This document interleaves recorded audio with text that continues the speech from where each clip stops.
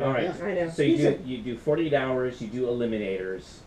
How do you get into the How do you top that? no. Where do you go from this? You know. So how did the Star Trek thing? But can I ask you a question before that, Yeah. which is, were you at this point ever a Star Trek fan in any way? Oh God! I had watched all the original. Oh, really? When it first came on, Yeah. you know, I Yeah. was too young, and it was not my thing. You know, I was Sure. more into Batman and the monkeys, and you know, whatever. I Dream of Jeannie. But so when I was about 18, I lived in Malibu on an organic farm, Chico's Organic Farm in my hippie days. And Chico, I love LA.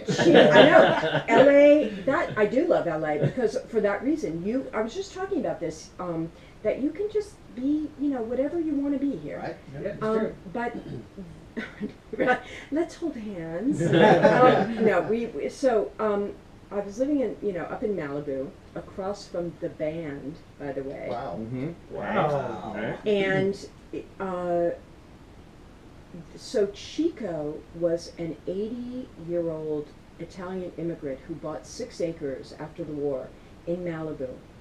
And I, in exchange, lived in his guest house for like I was going to City College and, you know, working the organic farm. And every night at 5 o'clock, we would watch Star Trek. Oh. That was our thing. So I was 18, stoned out of my mind, you know, and he was on his oxygen, you know, can, stoned out of his mind, presumably, and at 80, and, you know, we would watch Star Trek together. Wow. And that was What a our great thing. way to I know, and I think of Chico every time I was doing the Next Gen. I would think of, you know, on that set that whole time, I was thinking, Chico, can you believe Can you this? believe this? This is a trip. Wow.